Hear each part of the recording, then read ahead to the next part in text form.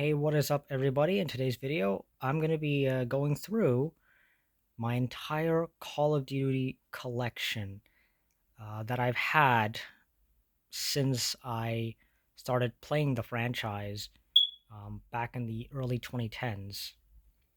So, as you can see here, I have games spanning across multiple generations, across multiple console families, across uh, multiple platforms, and I even have the same game on different platforms as well. So let's actually go through them from down from the bottom over here. So first off, yeah. So the first game I have here is the very first Call of Duty game, Call of Duty Game of the Year. Or actually, no, it's just Call of Duty. It's the Game of the Year is not indicative of it being the Game of the Year edition. It's just Game of the Year, I believe. So if we open this up, yeah, this is yeah. So we have a couple discs here. Um, this was, of course, this was a much different time for PC gaming. So yeah, you got two discs here. You got a code on the side here, which you use to play the game. This was of course when PC games did that. I mean, they still do, assuming of course you can. I think I don't know. Like nowadays, everyone just uses Steam or the Epic Game Store or whatnot. But back in the day, you'd have a game, and then you'd have to enter in the product code just to get the game to work. But yeah, as you can see in the price tag, oh no, I still have the price tag here too, $2.99, and this game required. Oh, what did it require? Oh yeah, it required Windows 98 ME 2000 XP, a Pentium 3 processor. Oh yeah, this is really old. Yeah, 2003, ladies and gentlemen. This was apparently done in response to Medal of Honor. I think it even has some of the same developers too, which I'll get into shortly. But yeah, this is the first game. It got a re-release on PS3 and Xbox 360 in 2009, along with Modern Warfare 2's release, the OG Modern Warfare 2, not the reboot. And yeah, you can still get it on the PS3 store. It just costs way more money than you probably should be paying for it. I think it's also available on PC. I'm not on Steam, I should say. I'm not sure. I you know I'll close that properly later. But yeah, that's the first game in the series. Next up is Call of Duty 2 on both the PC and Xbox 360. Now, my first experience was the PC version, and this was the very first Call of Duty game I played and finished ever. I played it on an old laptop from so many years ago. I don't even remember which one it was. But yeah, I finished it. Barely remembered all that much from it. But I remember having a really good time with it back then. Some years ago, I actually got the Xbox 360 version. I'm actually still going through it. I've actually been meaning to play through all the Xbox 360 era Call of Duty games. Just getting through the campaign specifically, just to get the achievements. I doubt I'm gonna get like 100% achievement just because some of the achievements are just too much for me. I don't mad respects for all you people who can do that, but um, me, I can't do it.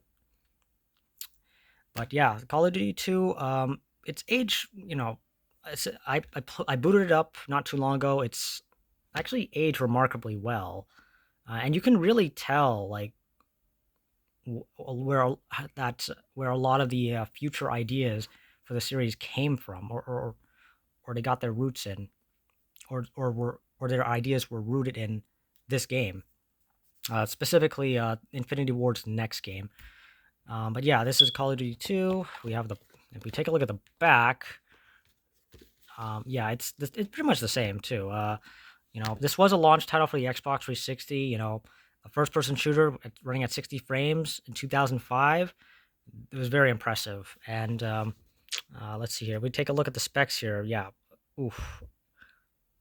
Now, these specs are pretty puny by today's standards, but back then, you really needed powerful specs to run it. In fact, this even though this game looks really dated now, especially for an Xbox 360 title, it was so demanding that they could not bring it over to like anything past the Xbox 360.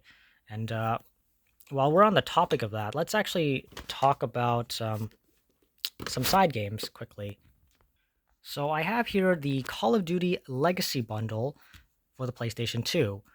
This is a bundle containing Call of Duty Finest Hour and Call of Duty 2 Big Red One. Now, Finest Hour was developed by a company called. Let's actually open this up. There we go. Yeah, we have Finest Hour over here, and yeah, this was developed by Spark. I don't know what they're up to nowadays, but they seem to have, these guys have unfortunately seem to have fallen into obscurity because I don't think anybody knows any of the games they developed. Let's be honest. As you can see right here, it says part of a set, not for individual return or exchange. Oh yeah, what are you gonna do? Arrest me? And finally, we have Call of Duty 2 Big Red One. I actually enjoyed at the time. I actually enjoyed Finest Hour a bit more than Big Red One, I believe. I don't know. Something was a bit off about this game, and I later found out. Yeah, it was developed by a different developer, and some of you astute fans may recognize that developer.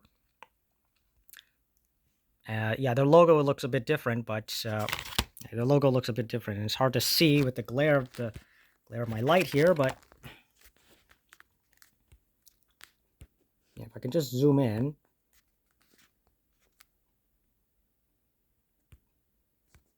Oh god. Okay, well,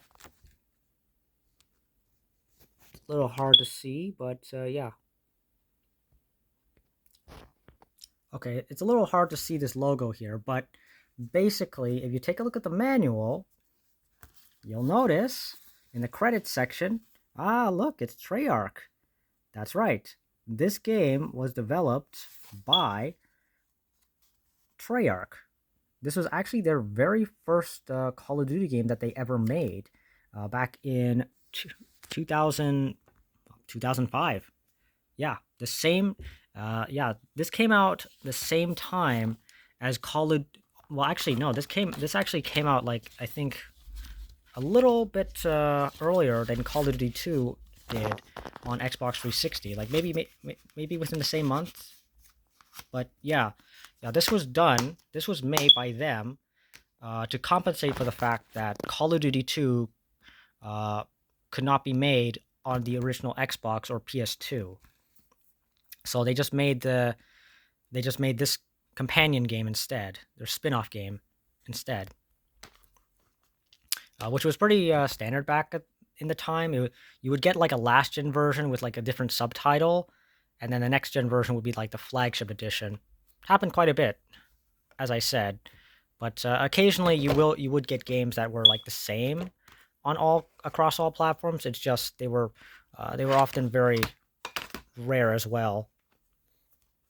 But yeah, this was Treyarch's first game, and you know what? For a first attempt, it was not bad. Now, immediately after making Call of Duty 2 Big Red One, they were tasked with developing Call of Duty 3, the next mainline entry, for a holiday 2006 release. The very next year, they basically had about 8 months to develop the game. At least that's what the internet tells me. So yeah, they managed to cobble this together for like pretty much every console under the sun. So you had the Xbox 360 version, you had a version for PlayStation 3, which ran horribly. It had a 1080p mode, but yeah, it was awful, really awful. There was There was the Nintendo Wii version, which was heavily reliant on motion controls. The PS2 version, I think maybe there was an Xbox version. I can't remember, but it had a lot of different console versions. Because of its very tight development schedule, it did not get released on PC. I mean, and plus, I believe, and plus, the whole point of Treyarch was that they're basically making Call of Duty games for consoles. They started off developing a console counterpart to a game that was primarily on PC.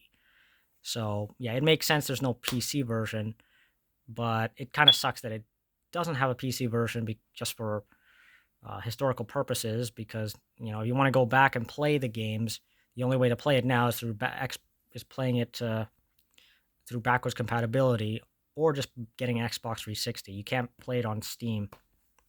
That might change at some point, but as things stand, it's a console-only experience. And I was not a big fan of this game, honestly. I played it on PS3, didn't really like it.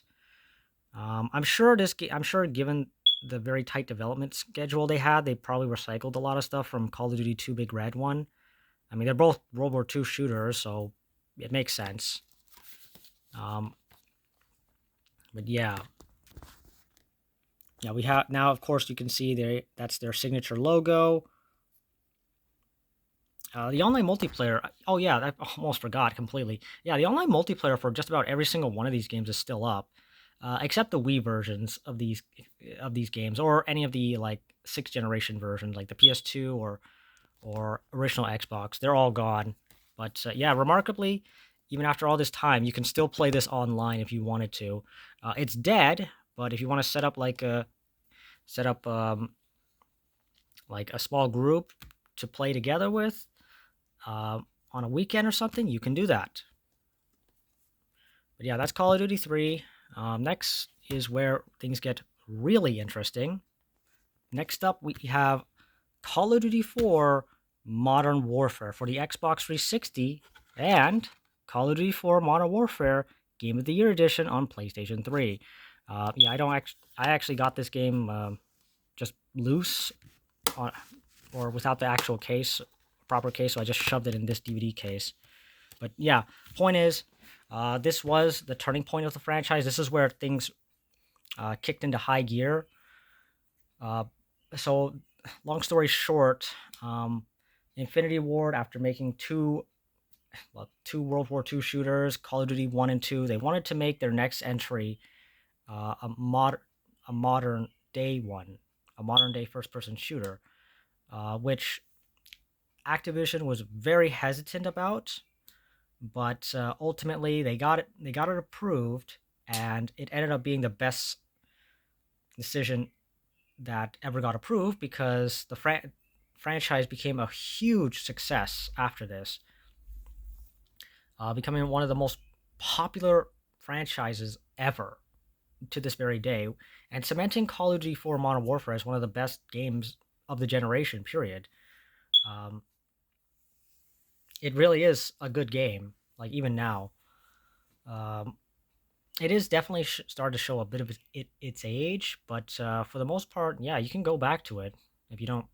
Just try to avoid playing it on veteran though, unless you want the achievements, because on higher difficulties, what happens is the enemies will just spam grenades at you if you just stand in one spot for too long, because you're trying to regenerate health or whatnot.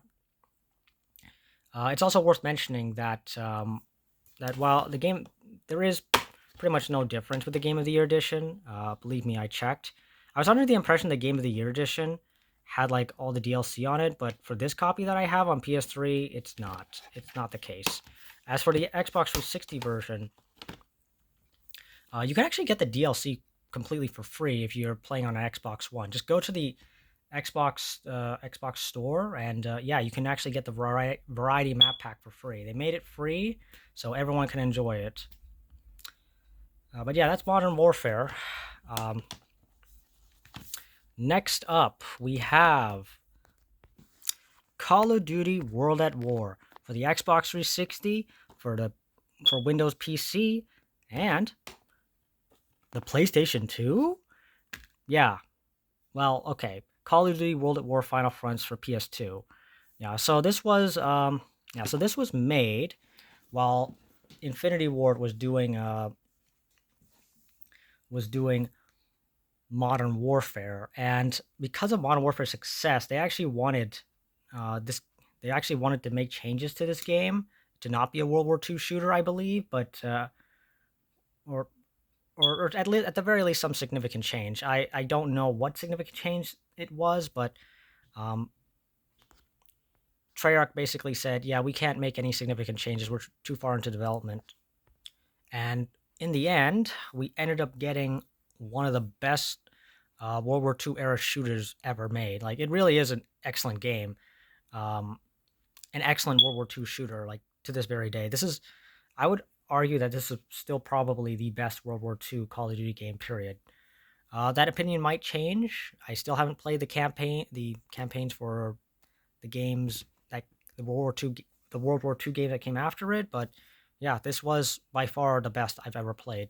I played it first on PC, on like a on a on an old computer, on an old laptop, an older laptop. It ran like at a piss poor frame rate, but I managed to get through it and I enjoyed it. And then I got it on PS3, and then I got it on Xbox 360. I haven't actually finished on Xbox 360, but I will at some point. And then I got it for the PS2 at some point I got it for the PS2. I think 2018 or whatnot. I can't remember anymore. Maybe 2016. Again, can't remember. All I remember is I hated this game. It was an awful experience. I would even argue that this is actually the worst Call of Duty game I've ever played. It just sucks. It's frustrating. It runs horribly. It just feels so dated.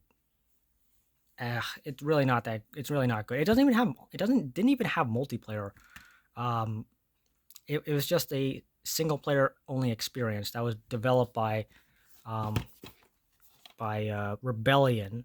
I don't know what they're up to these days, but yeah, those guys developed this version of the game.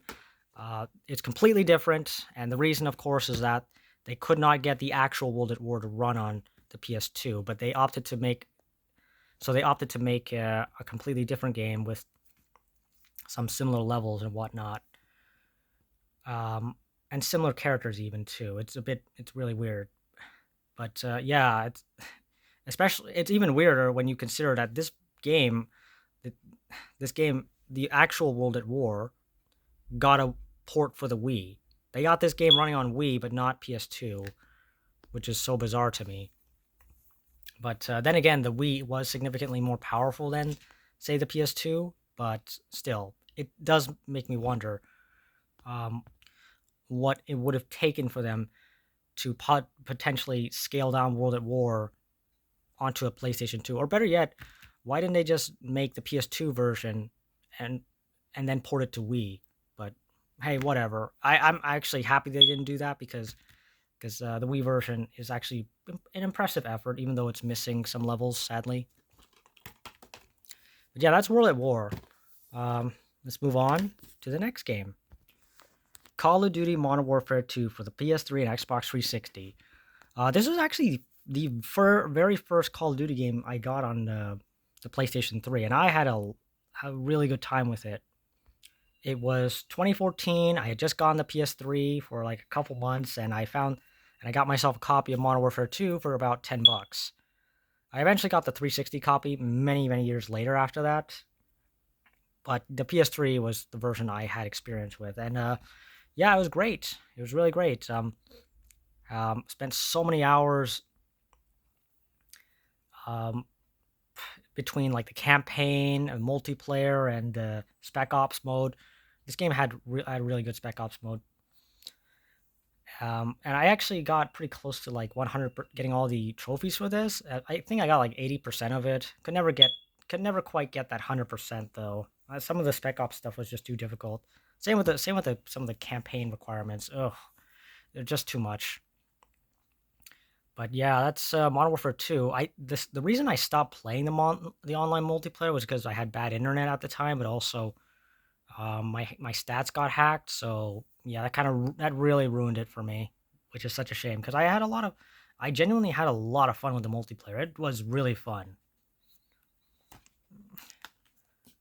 And yeah, this was arguably, I think, yeah, this was about as good as it was going to get for Infinity Ward because things kind of went downhill a bit after that, as the original co-founders of the company, they got terminated because for for behind for some for breach of contract, and they countersued and they eventually settled out of court. It was a very nasty affair that ultimately caused Infinity Ward to lose a significant amount of its staff, which ended up putting a strain on the next Modern Warfare game, which I'll get into in a minute. But in the meantime, let's talk about the next entry that came after Modern Warfare 2, Call of Duty Black Ops, for both the PlayStation 3 and Xbox 360. Yeah, so um, it goes without saying, this game's biggest um, biggest achievement, sorry, is that it spawned 6 more sequels and ended up becoming a staple of the franchise, essentially. So this was the very first entry, released in 2010, um, and we're up, to not to jump the gun too much here, but we're up to Black Ops 7 now, which is crazy. And it all started here. Well, okay, well technically it started with World at War, canonically speaking, but this was the start of the Black Ops sub-series.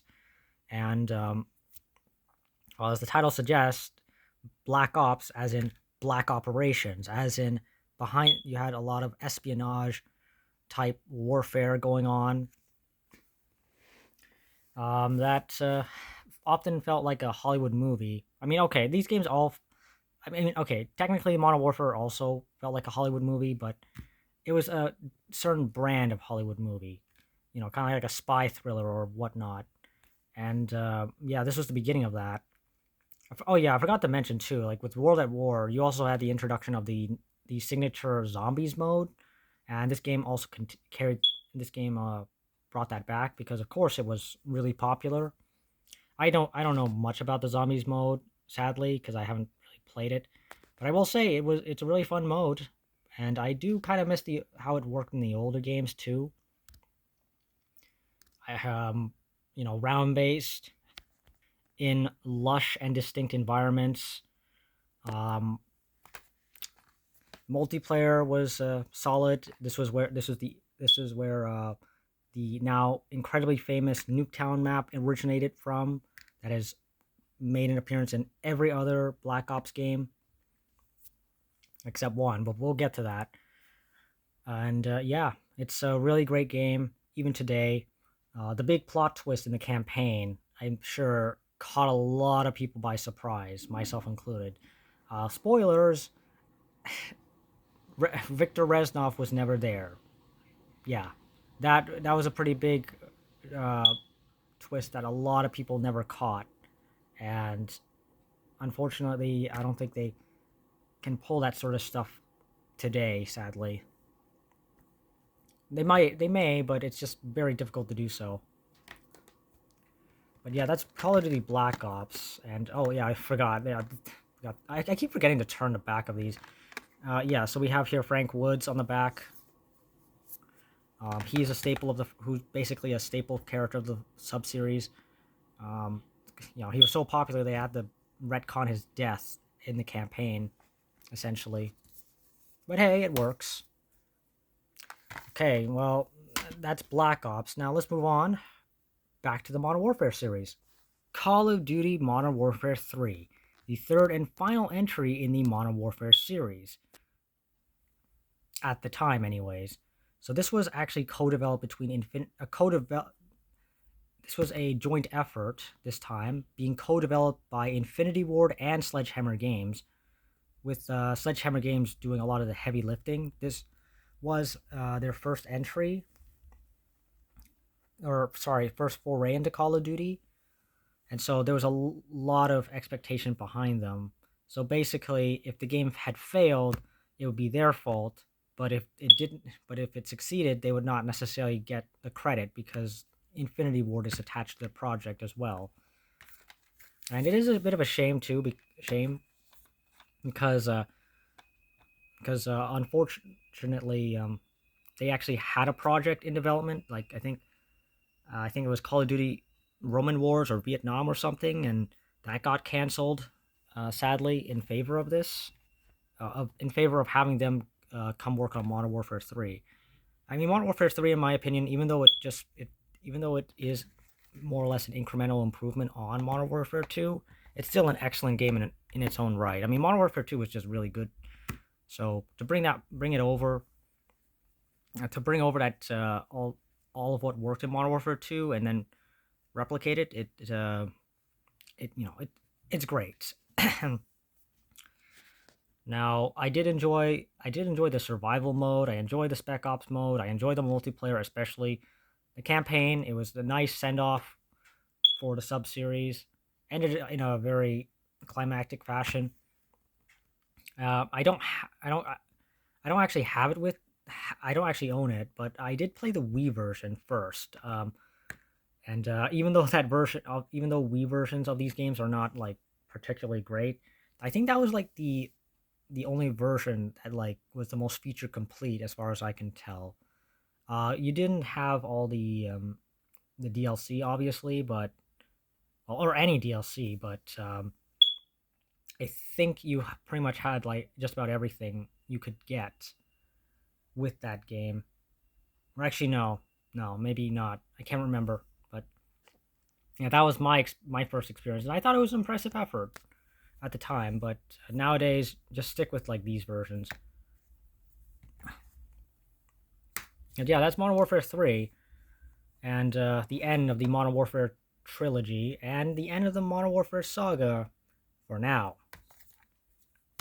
So, next up, we have immediately after that, the peak of the series, arguably, Black Ops 2. This is regarded as the best in the franchise and the high point of the series, especially since the next game was generally felt as the beginning of the downfall. But, anyways, Black Ops 2, this was actually the first Black Ops game that I played. I played this before Black Ops 1, so some of the story beats didn't really make sense to me or didn't click with me because obviously I didn't play that. But yeah, I had a fun time with the campaign. You know, that you had the multiple endings, which was really cool.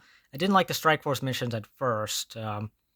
I did come to grow just like a few of them here or there, but still, it was a pain because you only had a limited number of tries to play them to get the best ending. And spoilers, some of these multiple endings have now been decanonized because of Black Ops 6 and the upcoming Black Ops 7. So, yeah, again, massive spoiler. Alex Mason is dead, even though you can technically save him for the best ending of the game. And I'm assuming Raul Menendez does die as well. I mean, who knows? They might retcon that, but that's basically it. There's some other things as well, but for the most, but in terms of the game itself, you know, you switched between the protagonist of the first game, Alex Mason, as well as his son David Mason. So you basically went between like the 1980s and then the distant future of 2025, which is now technically in the past because we're literally just a couple weeks away.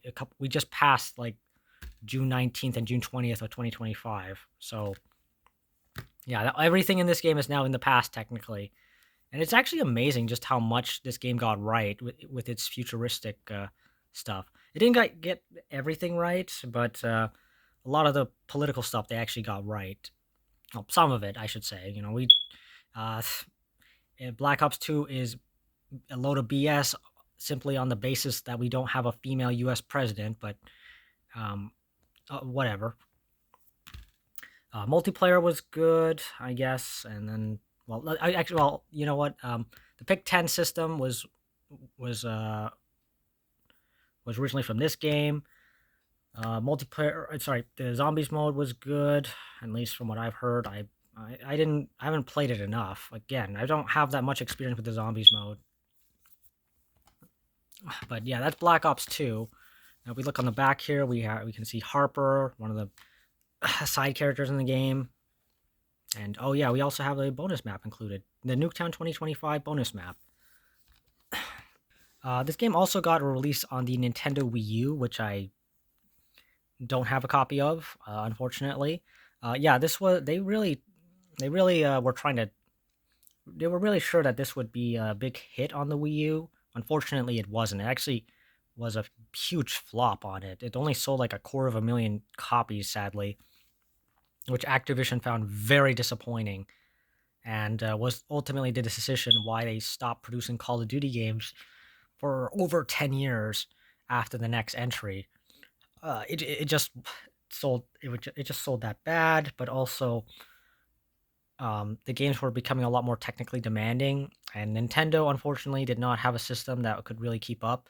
I mean, Black Ops 2 actually struggled on Wii U. It actually somehow managed to run worse than at sometimes than these two versions of the game, which is a bit unfortunate.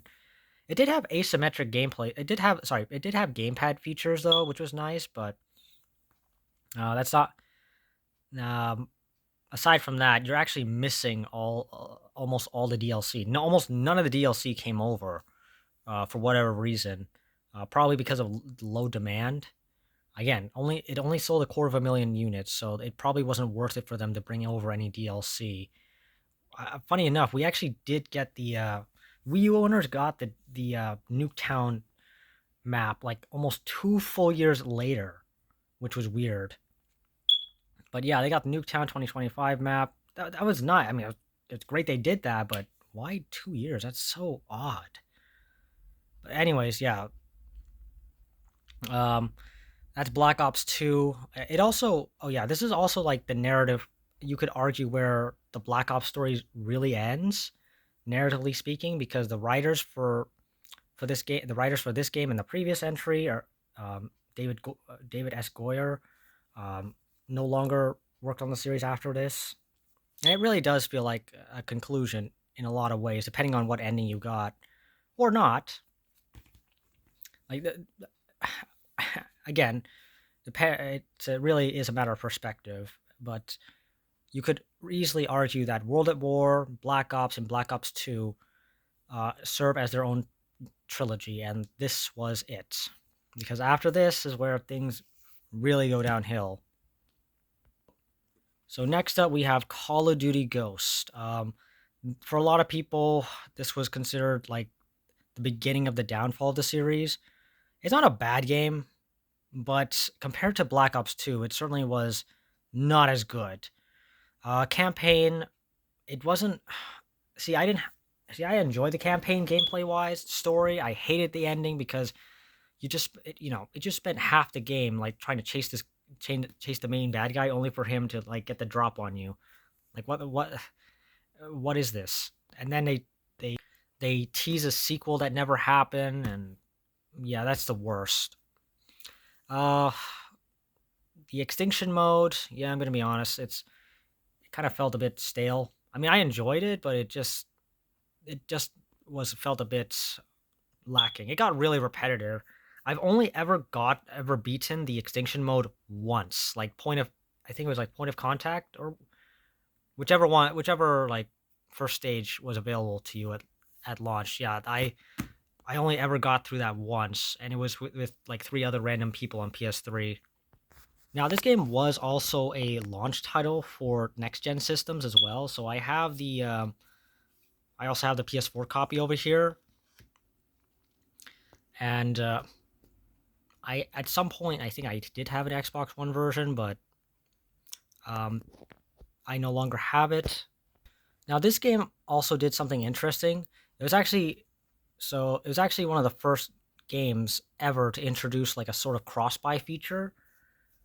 Um, I mean, the whole cross-buy feature is pretty standardized now, but back then It's very new. So what would happen is you would buy like the PS3 or Xbox 360 version, and you could get an upgrade to like the PS4 and Xbox One version for just like $10 out within a certain period or whatnot. And apparently, I don't know if it still applies right now, but I got the I got the Steelbook edition. Well, sorry, the hardened edition to be more specific of the PS3 version, which also came with the season pass. And upon redeeming the season pass, you also get the season pass for the PS4 version, which was really nice. So yeah, that's really neat. And I also noticed your stats also carry over to the PS4 version and Xbox One version as well. That's also really neat. And this was one of the first games that implemented that as well. Cross progression is always a welcome feature. With that said, however, there were limitations, like you can't carry over your save file in regards to the campaign, which is a bit unfortunate. And I don't think your achievements carry over either, which also sucks. But whatever. It was pretty ahead of its time anyways, so I won't knock it too much. But yeah, Ghost, I would love to see a sequel at some point, but unfortunately, we probably may never get one at this rate unless Activision gets really desperate. Speaking of desperate, next up we have Call of Duty Advanced Warfare, which I have copies of for the PlayStation 3, Xbox 360, and also the Xbox One copy over here. Now it says Day Zero Edition, which basically meant that like you got like a code for a few extra goodies, but other than that, it's basically the same. Like all the copies are the same, and I think you also got to play the game a day early, which is completely irrelevant now. Yeah, on the back you can actually see the Day Zero Edition content right there, but obviously, I got these copies used, so I don't get any of that. But yeah, on the back of the regular copy, we have Kevin Spacey, who has been unceremoniously canceled. Sorry, got unceremoniously canceled um, after some allegations were made against him. But anyways, yeah, the reason he was in this was because at the time he was like very famous. He was the star of House of Cards, one of Netflix's first major um, projects that ended up becoming very successful. So he ended up being the villain of this game. Oh, I'm sorry. He's the villain? Yeah, of course he's the villain. Why wouldn't he be the villain? I mean, they literally reveal it at the very beginning. Like, sorry, in the reveal trailer, they heavily imply he's a villain. But yeah. He aside from that, um, the game takes place in the 2060s. So of course you have the futuristic warfare, which they started leaning more into with this game. Starting with this game, having the double jump, introducing the double jump, and all these all these futuristic weapons like laser guns and whatnot. Uh, it was really cool. I honestly enjoyed it. Although I will say the double jumps definitely, the jetpack, sorry, definitely made the game feel a bit more gimmicky because you know you're adding a third dimension to things. It kind of makes things a lot more chaotic and adds a sense of verticality as well. That can be hit or miss. Now, once again, you do have like a cross buy feature, I believe. If you now, I had the worst luck of buying the DLC first on the Xbox One, the season pass. That is, it was on sale, but I got it on an Xbox One, and because I got on Xbox One, um, I did not get it for 360. So the way it works was that if you bought like the DLC for the PS3 and Xbox 360 version, much like Ghost, it would transfer over to the next gen version, but not the other way around, sadly, which sucks. Although your stats do carry over in between each version, like in both ways, I should say. Like if you if you go from the Xbox One to the 360 version, your stats carry over, which is really neat. Though there is no like cross platform save, I should say. Same with Ghost. Like it's only there's only cross save within the same console family. So if you're on PS3, you get the cross save feature on PS4, but not say the Xbox One. And if you have it on 360, you do not have cross save with PS4 version or PC version of the game. But of course, again, I won't knock it too much. It was still a relatively new feature at the time, so um, I thought it was cool. I will say though, this was really where the cracks were showing for the games on last gen hardware, because when I first played the game on PS3, boy, this did it look like really rough, because everything just looks so much more pixelated. It really, it really did feel like I was just playing a worser version of a next gen game, because everything just looks so much more pixelated. There's so much aliasing everywhere, and it also didn't help that the game would stutter a bit going from cutscene to gameplay. And the cutscenes looked amazing too. Like this was really when the cutscene quality got really good. That's not to say Black Ops 2 cutscenes didn't look good, but Advanced Warfare, they looked incredible, and it was just that much more jarring going from cutscene to gameplay, especially on like the PS3 and Xbox 360, just because these consoles were obviously just not capable of running these games at any higher quality, or better yet, I think it's also just because these versions of the game were done by a separate studio. So if you look on the back here, yeah, it's done by this port was done by High Moon Studios. So while Sledgehammer Games and Raven actually did the PS4 and Xbox One version of the game, this port was done by High Moon Studios, who by that point were known for making the Transformers games, which were pretty good from what I've heard.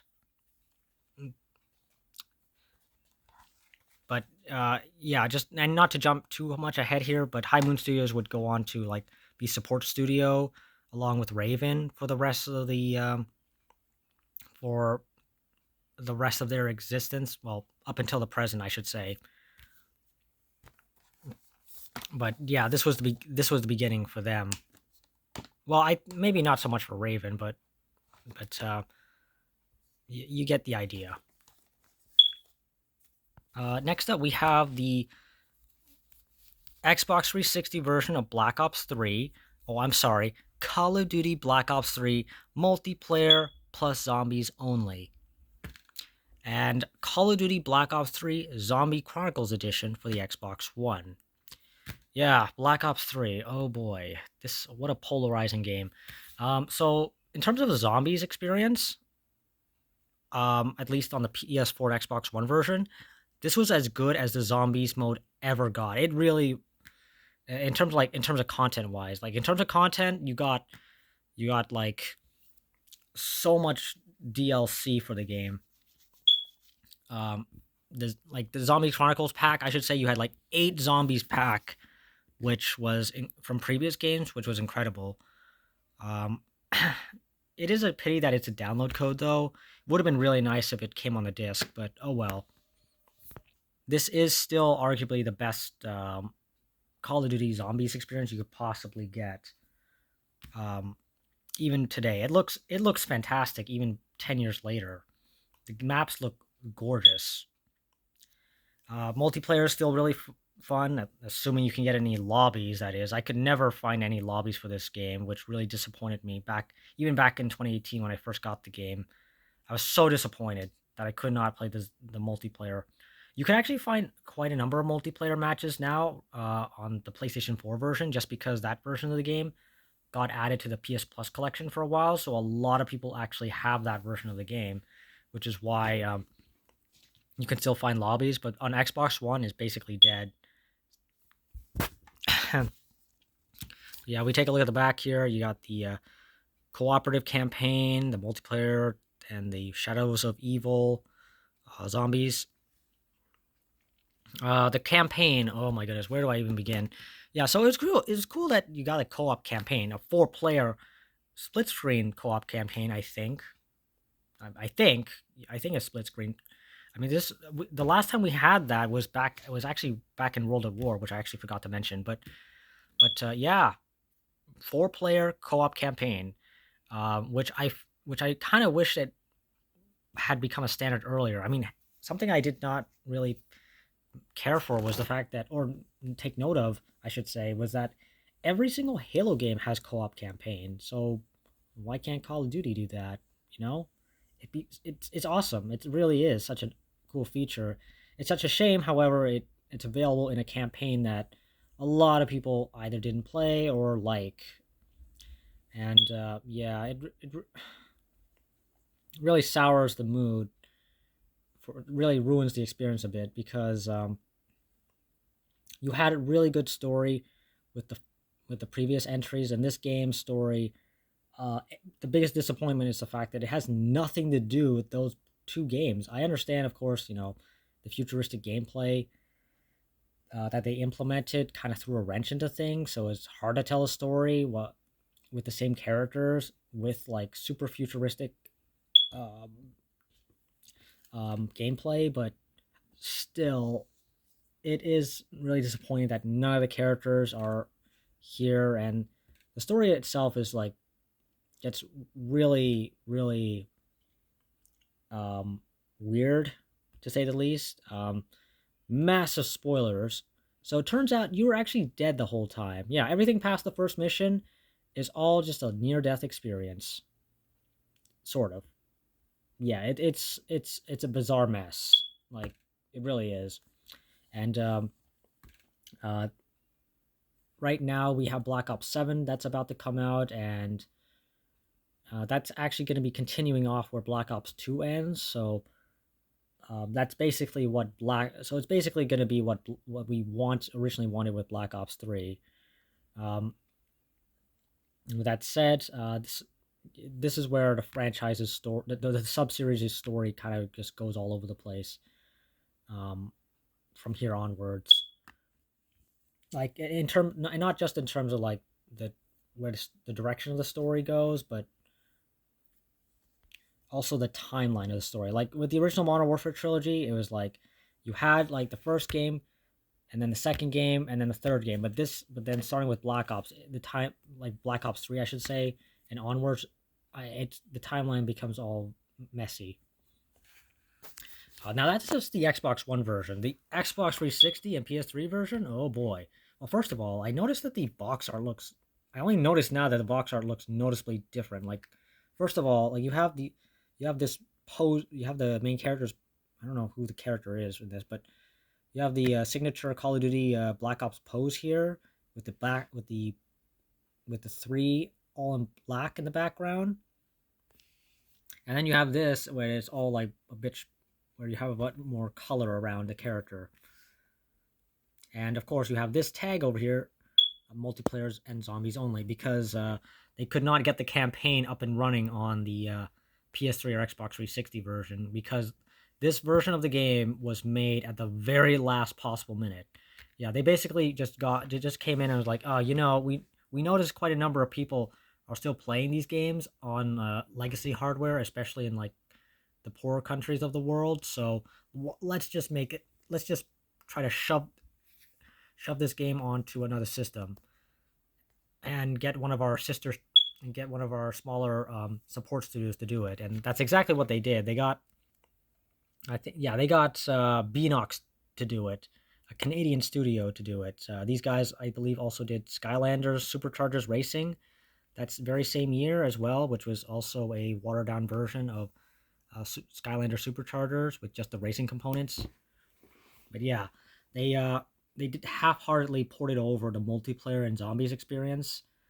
Um, originally they actually announced that this version of the game was going to get co-op campaign, but just with only two, but with only up to, sorry, it was going to get co-op campaign, but you could only play with up to 2 players. But then afterwards, I think within a month or so or whatnot, they announced, yeah, we're actually scrapping. They're just gonna not include the campaign, which was so bizarre at the time. Like you literally announced that it was going to have campaign, and then a month later you just change your mind and it's like, yeah, no, it's not actually going to have campaign, because apparently, as it turns out, the studio, our support studio that we got to develop this version of the game, couldn't do it. Not because they, not necessarily because the hard, because of the technical limitations. I mean, you could easily make that argument that it was, this game really did start really showcasing the power of the PS4 and Xbox One. But I feel like with enough effort, they could have gotten the campaign onto this, albeit in a very poor state, in a rougher state, I should say. Um, Multiplayer and zombies, yeah, it's rough on here. It really, really is, which is a shame because Black Ops 2 looked really good, but then this game looks so awful. It's one of the ugliest looking games uh, uh, in the franchise on the 360 period. I don't want to say it's the absolute worst looking, just because like the first couple entries on Xbox 360 look really dated, but it's definitely up there. It really doesn't look that great, and it doesn't play that great either. It only runs at half the frame rate most of the time, anyways. And it does not even include all the DLC for the game. It got one DLC pack, but that was it. It did not come with a season pass for whatever reason. It doesn't even come with the Nuketown map either, which is odd. I mean, that you'd think they would include that, but no. And there's no cross progression. Again, probably most likely owing to the fact that this was a completely different build of the game, but also the rush development of it as well. But yeah, this was ultimately a port that should not have existed or needed much, much more time in the oven. Or because it's so obvious they just made this at the last minute. Like Treyarch's logo is nowhere to be seen on the back of it, and oh yeah, before I forgot, because they could not include the campaign, the game was like $10 cheaper, I believe, a little bit cheaper, and also came with a digital code for the Call of Duty Black Ops 1, which is interesting. I mean, by that point, they should have just included Black Ops 1 and Black Ops 2, but whatever. They did eventually make a physical release a repackaging of all three Black Ops games for PS3 and Xbox 360.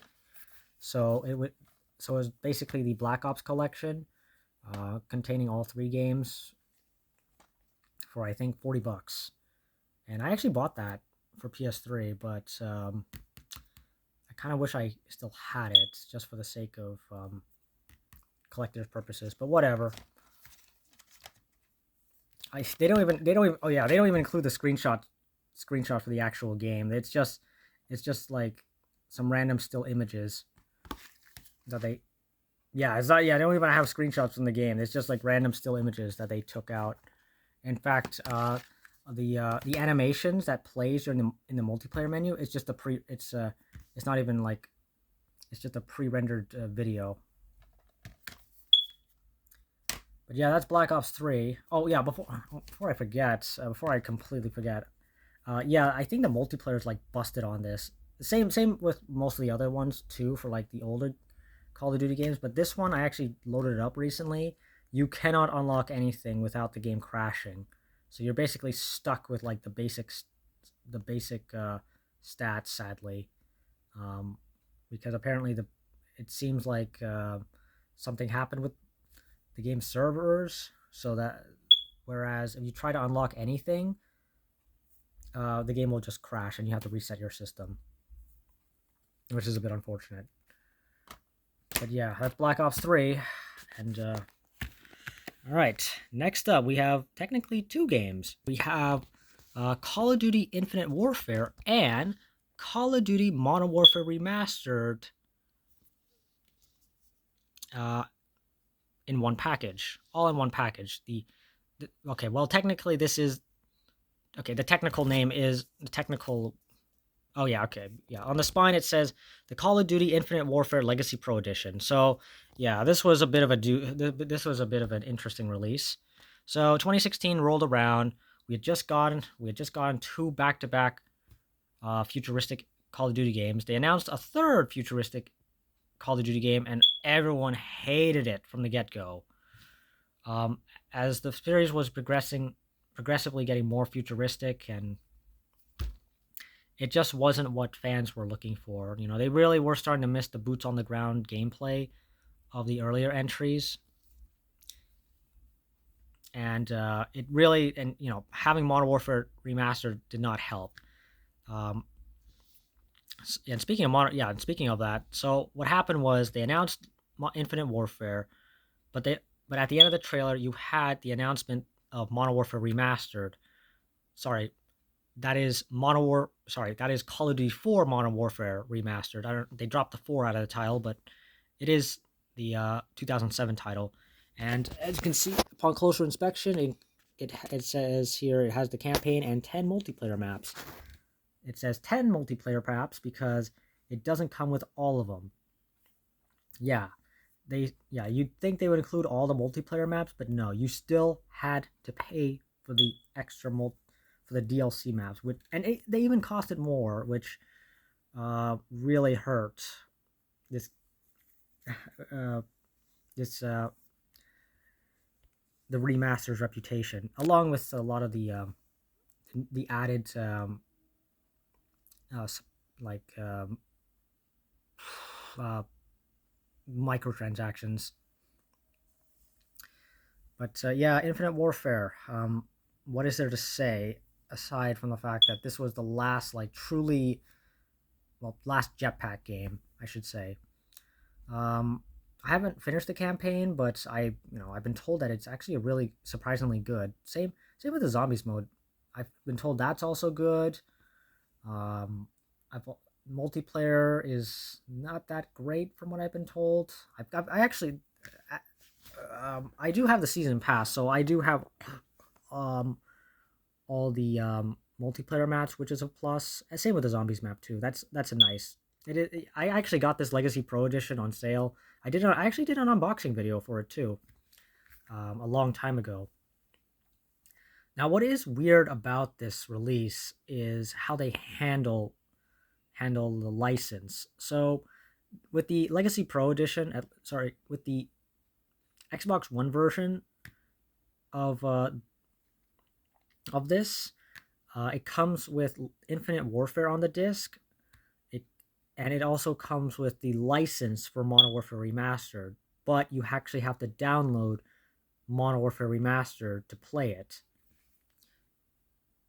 There is no download code to speak of. Actually, yeah, there is. You have the download code for the Infinite Warfare Season Pass, but aside from that, um, the license for Modern Warfare is on the disc. You just have to have the disc inserted whenever you want to play Modern Warfare Remastered, which is a bit unfortunate, but hey, you know what? I'm not complaining. It's better than how the PS4 version did it, where it had Modern Warfare Remastered comes on a separate code, which really sucks. Because it's a one-time use code. So if you buy a used copy on PS4, you basically um, don't get Modern Warfare Remastered, which sucks. With that said, Modern Warfare Remastered, hey, it's a great remaster. It's not perfect though. Like some of the AI is a bit off. Like they would get in your way, and you also have the issue of grenade spamming still. But overall, it's still a really good remaster. Hopefully, it does get added to Game Pass soon. It's a great game. What can I say? And it'd be awesome to have more players back on the game playing again. Maybe with some cross-platform support too, because a lot of these games especially a lot of these older games, I should say, the multiplayer servers are either surprisingly active with hackers or are dead completely, like with Black Ops 3. So yeah, hopefully we do get some. This does get added to Game Pass at some point. But yeah, that's Infinite Warfare, Modern Warfare Remastered. Yeah, they never actually pulled. This was like they never pulled this stunt again after how badly it went, because until like I think the summer of 2017, like 8 months after release, you had to buy this version of the game just to get Modern Warfare Remastered. You could not buy it separately, which angered a lot of people. And having and honestly having two Call of Duty games released at the same time, I think really hurt Infinite Warfare success multiplayer wise, just because a lot more people wanted to just play Modern Warfare Remastered.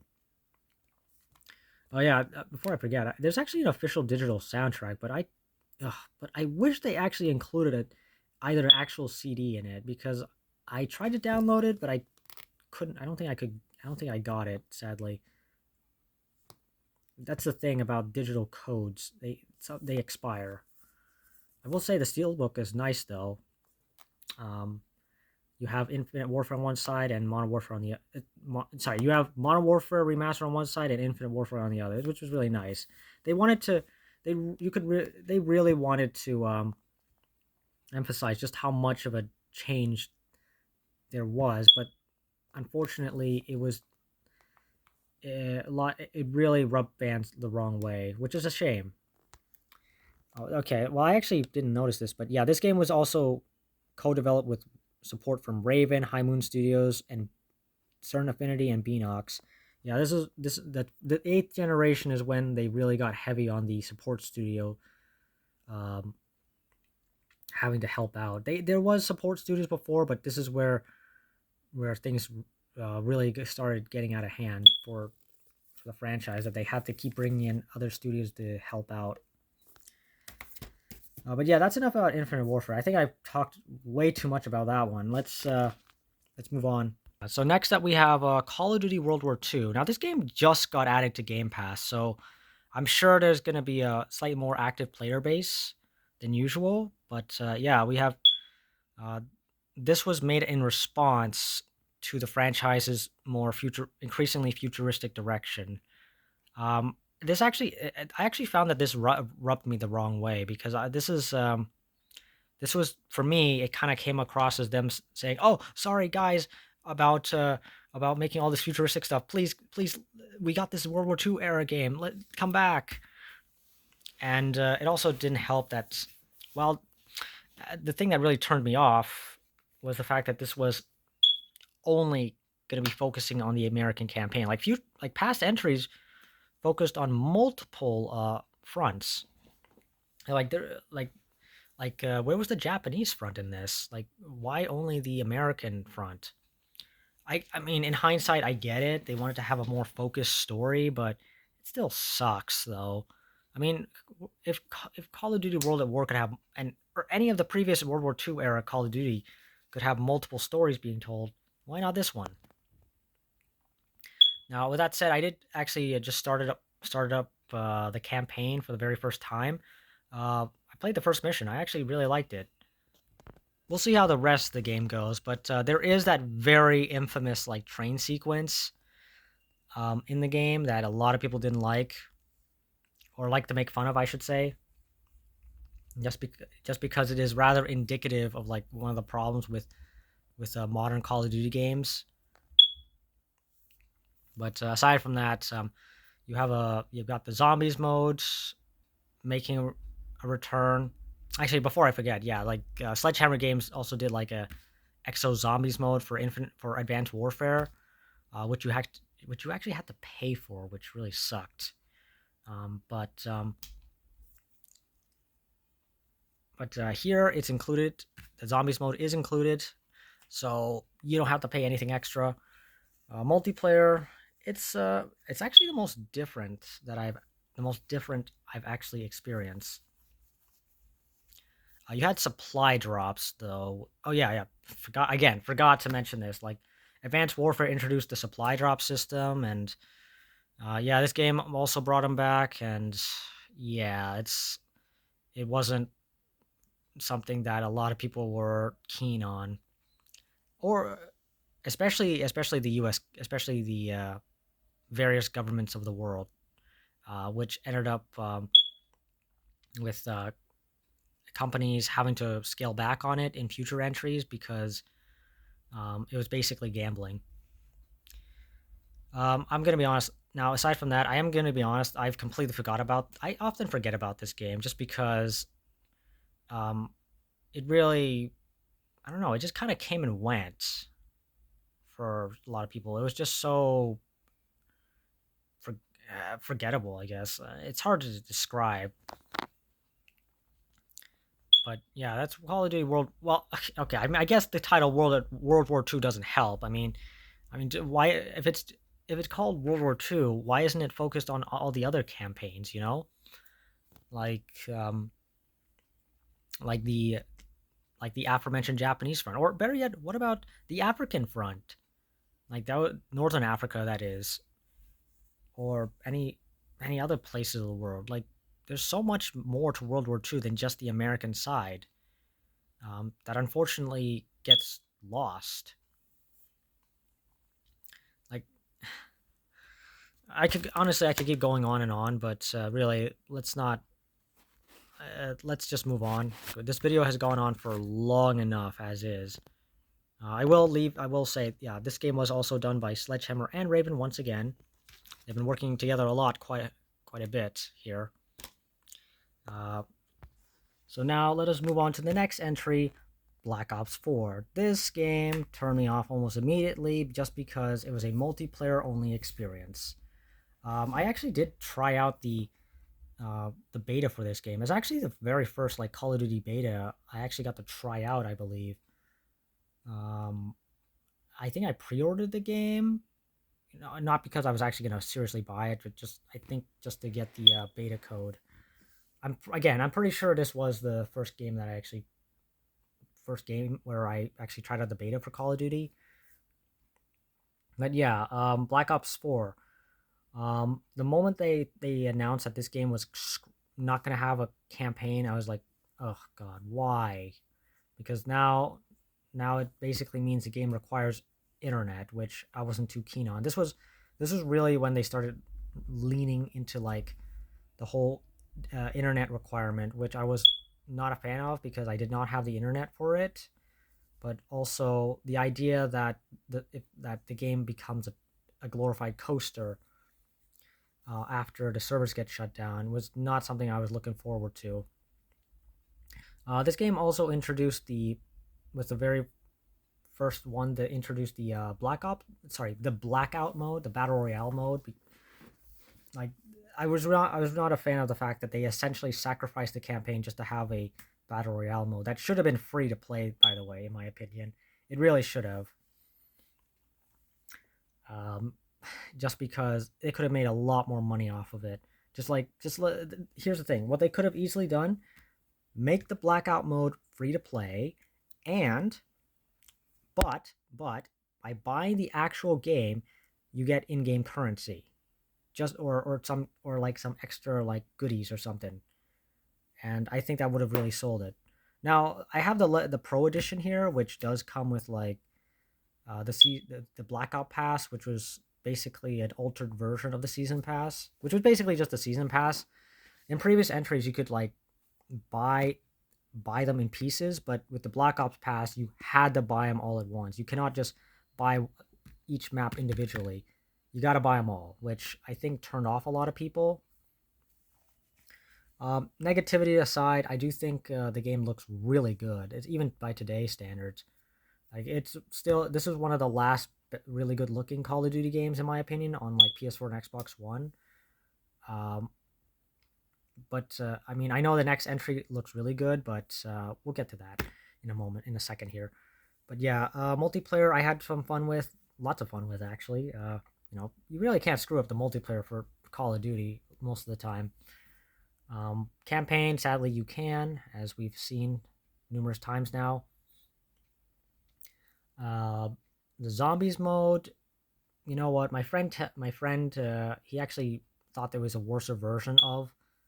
My friend told me that he felt that it was a worse version of Black Ops 3, but in hindsight, given what happens to the zombies mode in later entries, he actually has come to appreciate it a lot more. I tried the zombies mode a little bit. It's actually really good. I can see how it's really good. Um, really fun, I should say. But yeah, now having owned the Pro Edition, you do get you do get the Black Ops Pass, which is nice, and some few extra goodies like the Steelbook, for instance, and some and for yeah the aforementioned Yeah, you know what? I can just turn it around here. You got some cool stuff here. Oh yeah, you got 1,100 Call of Duty points, which is really neat.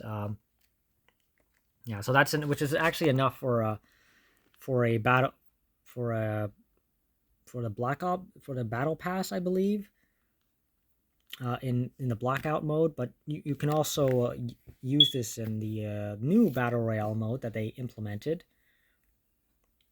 in future entries. Oh yeah, I forgot to mention. The Call of Duty points, the in-game currency, they actually transfer from game to game, which is really awesome. They don't transfer across platforms, so you can't use. So you have COD points in the PS4 version, you cannot transfer it over to the Xbox version. But nevertheless, it is really cool that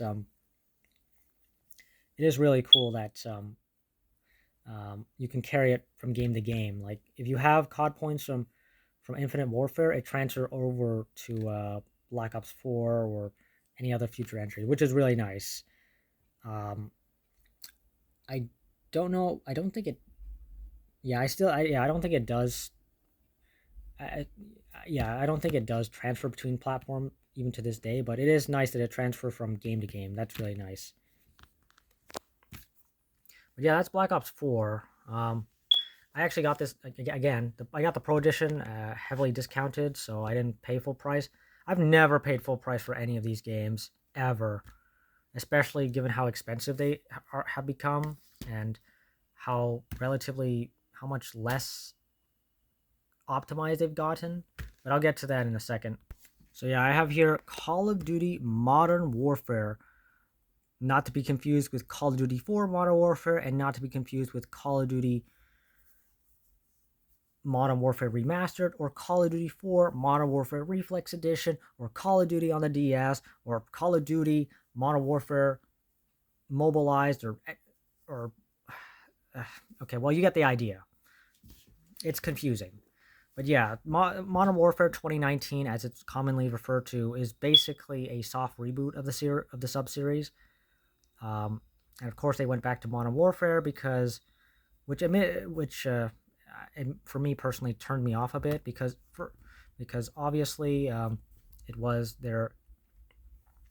a franchise that was making them the most money and people were more familiar with, but also the sub series that they tried to get going were not as successful, like Ghost and Infinite Warfare. Like those are sadly almost never going to get sequels unless people really ask for them. But yeah, Modern Warfare 2019. Yeah, I think in my campaign wise at least and multiplayer wise, I think this is worthy of the Modern Warfare name. Spec Ops mode, however, could be a lot better. It just, not a fan of the Spec Ops mode. The enemies in that are just bullet sponges. They're too hard, and they're also too hard to like. Ugh, I couldn't even finish one of the missions. It's just too hard. Yeah, campaign is great. At least when I first played it. I played it on realistic mode the very first time. It was a tough one. And yeah, this was also. Oh, you know what? You know what? I think yeah, Black Ops. Sorry, I forgot to mention this. Black Ops 4 was like the first entry that introduced like cross-platform play, and then I think it was Modern Warfare 2019. That was when they implemented like cross progression. You may have to correct me on that, but I know for a fact that Modern Warfare does have cross progression across both platforms, at least for multiplayer. Uh, and the newly introduced battle royale mode, which came out in March of 2020, like 4 or 5 months after this game's release. Which is the beginning of the Warzone era for Call of Duty, which is also where the franchise kind of took a nosedive as well, in terms of like optimization, because up until this point, the games were for the most part, pretty well optimized. Like they look fantastic for the system. Like even Modern Warfare 2019 looked really good. It looks really good on PS4 and Xbox One. Um, but with that said, with the with the focus shifting to like a live service model more and more, this is where things got really. This is where you could argue things kind of went downhill because uh, having to push out content in so much content in such a short amount of time really does put a strain on developers behind the scene, and as such, the game becomes less and less optimized. And that's exactly what happened with this game. Um, so, in regards to Warzone, they actually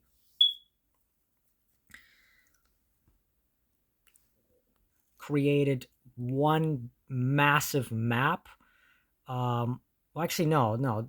It was more so a map. It was basically the Spec Ops map, but that they recycled for the battle royale mode. At least elements of it, anyways. At least from what I recall. I might be wrong about that, but yeah, the Verdansk Warzone map was like recycled from the Spec Ops mode, and everything just looks so much more washed out with the battle royale mode. Honestly, I understand it looks that way because of technical limitations, but everything from here on out just looks really washed out. A lot more washed out than it should be.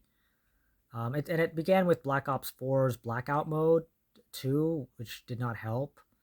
Um, and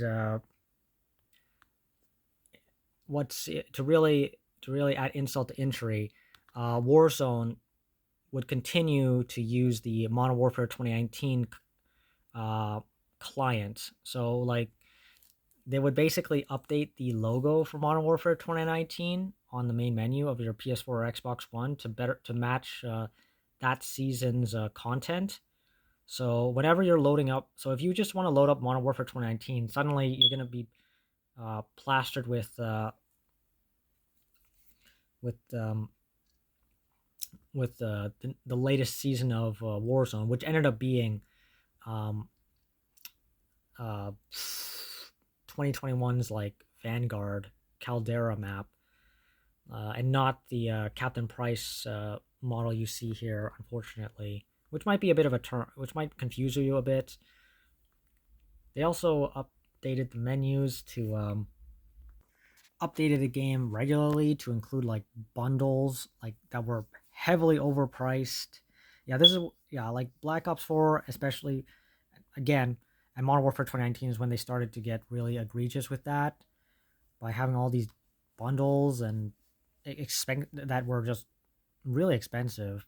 Yeah, previously you could back in Call of Duty Ghost, you could get a character pack for like $3, and then like in that game you could pay $3 or I think just to dress up as Captain Price or Makarov from the original trilogy. Here it's like closer to like $20. Yeah, $20 for DL just to play as an extra character. That is insane to think about. But yeah, Modern Warfare 2019, the beginning of the current saga of the series, and arguably the beginning of the downfall, a second downfall in some ways. It's like we got a false sense of security with this, and then it kind of went downhill a bit. I don't know.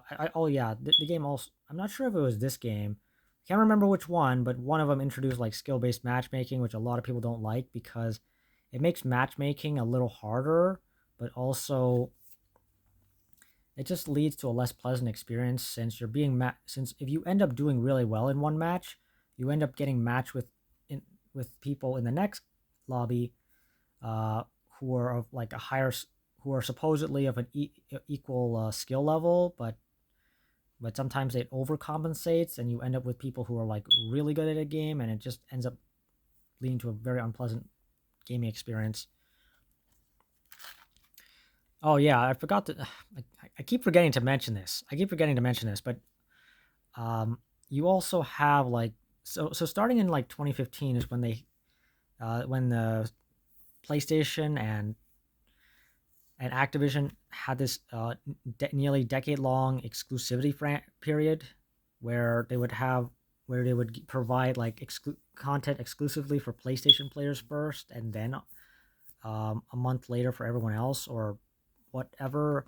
And it just yeah, a lot of people were glad that it was finally gone, because I believe one of the co-op, the Spec Ops survival mode, was gone for a bit, and yeah, uh, was locked. Sorry, it was locked to the PS4 version for a while, until finally they made it available for other players of other platforms. But yeah, that's Modern Warfare 2019. Next up, we have we're finally starting to get near the end here. Uh, Call of Duty Black Ops Cold War, um, for the Xbox One and Series X. Yeah, I said both Xbox One and Series X because this version of the game includes the license for both versions. So it says right, even says so right here. Xbox Series X plus Xbox One games included. So you could hypothetically insert this into an Xbox Series, and it would download the Series X version, or you can pop this into an Xbox One and it would grant you the Xbox One version, which was really nice. But at the same time, also very confusing, because because if you bought the Xbox One version, uh, the word Xbox One would be first, and then they would have Series X come after, and it was just very confusing. Um, because they also um, had a different price, I think. I do know that this is not a thing for the PS4. Actually, no. When it comes to the PS4 version, there may have been an upgrade option, but it was a paid upgrade, or not. I can't remember, sadly. Um, but they were they were pretty egregious with the whole upgrade process, or very picky, I should say. Um, but thankfully, I think it started to get a little better with later on, but for now, yeah, it got a little bit ridiculous. But yeah, But as for the game itself, this is the very first like Call of Duty game on like the current generation of consoles, the PS5 and Xbox Series. And of course, being the very first cross-gen game, there are negligible. I want to say there are negligible differences, but there's not. It's actually, it really does feel like when playing on an Xbox One, that you're playing a worser version of the game, as opposed to playing an optimized version that got further enhanced for next-gen platforms, um, which is a bit unfortunate because I had a lot of fun with this game, multiplayer wise. Uh, have yet to finish the campaign or really dive into the. I played a little bit of the zombies. This was the first zombies experience that introduced like the open world zombies aspect, which I thought was pretty cool at the time. And I think it was also the first that may have introduced like health bars for the zombies too, which I thought was neat at the time, anyways. But of course, it's kind of made them feel more. Uh, it also changed the flow of the game as well, and also changed the look of the game too. Well, because like I said, the game does look good. Um, Obviously, having an open world game, having an open world environment for zombies, does mean everything looks so much more duller and washed out. Sadly, um, there's not much else I want to say. I mean, I played the game quite a lot, multiplayer wise. It was really fun. It was really fun to go through, and it was nice that the game was going back to its roots somewhat, with the Cold War era setting. As of course, Black Ops 3 and Black Ops 4 went in a very different direction. It was nice to see them come back to that more familiar setting that the first two entries had going for it. With some of the familiar faces. Although it does suck that they didn't bring back the original actors, though. It would have been, especially James C. Burns, like that. Oh, that it would have been really nice to have had his actors back. I mean, what's interesting is that they brought Weaver's actor back, but everyone else got replaced. Sadly, it seemed like money. Apparently, either this was a time thing because of COVID, or it was a money thing. They just didn't want to shell out the money for uh, for Mason's actor. Since he is uh, pretty famous for the Avatar movies, so understandably, they just may not have wanted to bring him back. Same with Michael Keaton for Hudson as well. But yeah, Black Ops Cold War. That's such a. I always thought it was such a ridiculously long title, like a subtitle within a subtitle, like Call of Duty World at War Final Fronts. That's a sub. Yeah, that's a bit weird. They just call it Black Ops 5, but now that we've gone back to the numbering scheme, I've actually come to appreciate the subtitle within a subtitle, just because um, um, having a number in the series kind of gives the false impression that you got to play them in a specific order or something like that. When in reality, this game is a narrative sequel to Black Ops 1, but takes place before the flashback sequences in Black Ops 2, while also taking place after the events of Call of Duty Black Ops Declassified on from the PlayStation Vita. Yeah, remember that game? Of course you don't, but it's still technically canon. Oh yeah, and there's also that DS game as well, which is also canon but also not canon. It's really weird. The Black Ops franchise is a mess, to put plain and simple. Like, and it only got continuity wise, and it only gets worse. Only like I said, it got worse with Black Ops, starting Black Ops 3 and onwards. But let's move on to the final game I have here, physically, anyways.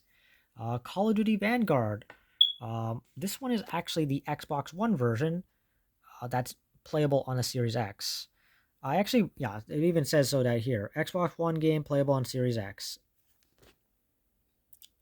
Requires content. Yeah. Um, yeah, before I forget, yeah, this is Modern Warfare 2019 is also when like the franchise really started becoming dependent on an internet connection, because oh boy, there's almost nothing on the disc. Really, every game after 2019, nothing on the disc. Almost nothing on the disc, which really sucks. This is the third of the Warzone era game, Warzone 1 era, I should say. And yeah, it's something. So this was done by Sledgehammer Games. Yeah, because and I actually forgot to mention this. Yeah, Black Ops Cold War actually came out a year earlier than it should have, and the reason for that was because Sledgehammer Games and Raven were actually were actually arguing behind the scenes, there were tensions behind the scenes between the two companies. And actually, yeah, okay, yeah, sorry, I forgot. Yeah, there's actually tensions behind the scenes between Sledgehammer Games and Raven, and so that prompted Activision to bring Treyarch in to salvage the project.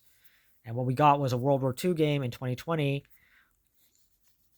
Sorry, a Cold War era game in 2020 instead of whatever Sledgehammer Games had. While whatever Sledgehammer Games had, came out a year later. And so, and it's like, and if we look on the back here, we can see, yeah, this was done by Sledgehammer Games, featuring their new logo, as well as Raven and Treyarch, and a whole bunch of other companies. Yeah, this is, yeah, like the Warzone era is when like things really got they got really messy. Things got really messy. I mean, just look at the back of this, starting in 2019. Even you had so many developers working on it, which is crazy. Actually, now that I Yeah, let's even go back even further. Yeah, just look at the difference here. We had Treyarch, Beanox, Raven, and a few other companies here. But then we get over here, and it's like we start yeah we get over here. We get over to Modern Warfare 2019, and it starts getting crazier and crazier with each new entry. And we even have like Toys for Bob at some point, working on the franchise as support studio. But those guys, of course, ended up spinning off into their own thing after the Activision buyout.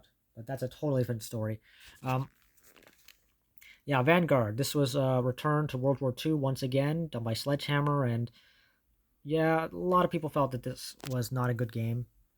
I thought the multiplayer was. I had fun with the multiplayer, but at the time, but when I first tried it out, I thought this was mediocre. I really did. I think I tried out the open beta. I thought it was I thought it was mediocre. I thought the spawns were mediocre for that. I actually um, still had some fun with it. Ultimately, it's dumb fun. That's how Call of Duty is. I heard the campaign's not that great though, even though they tried to rectify an issue with World War II, which was Call of Duty World War II. That is where that game was focused on exclusively on one campaign. This one focused on multiple fronts, which sounds like a great idea, but then they try to tie it together and it just didn't work. Like you basically, so the story is that you have like this group of soldiers from across different factions of the Allied forces working together, but it doesn't really make a lot of sense because just because it. I mean, how do they literally got an Australian guy to fly all the way over here instead of just getting some literally any other guy. It's like why an Australian guy? Why not a Canadian guy or anybody else in Europe? It really doesn't make a lot of sense. But and yeah, the zombies mode also was not that great. Really good because it was so bare bones when it came out. It really was, from what I've been told. Anyways, it got better, but clearly this was it was cobbled together at the very last possible minute by Treyarch, who were forced to come in and work on it. Which you got to feel sorry for Treyarch. They had to not only did they have to put out their own game a year earlier, but they also had to salvage this game's. Um, they also had to come in and do heavy lifting for this game's third game mode, which must have really sucked for them. Um, before this game did actually get like a dedicated Series X version, much like Black Ops Cold War, which also included the Xbox One version, but I did not buy that. I bought this version for $10, which was neat. Um, Once again, with all three games, there seems to be some sort of cross progression mode, but I don't know what's going on there. It's because of course it was all tied into Warzone, but Warzone One has been shut down, so you can't even there's some so that's like a good portion of the game gone. Sadly, I'm running out of things here to say or think of, but yeah. But hey, Vanguard, it's a thing. This was really also where like the performance I felt really started becoming wobbly on last gen hardware.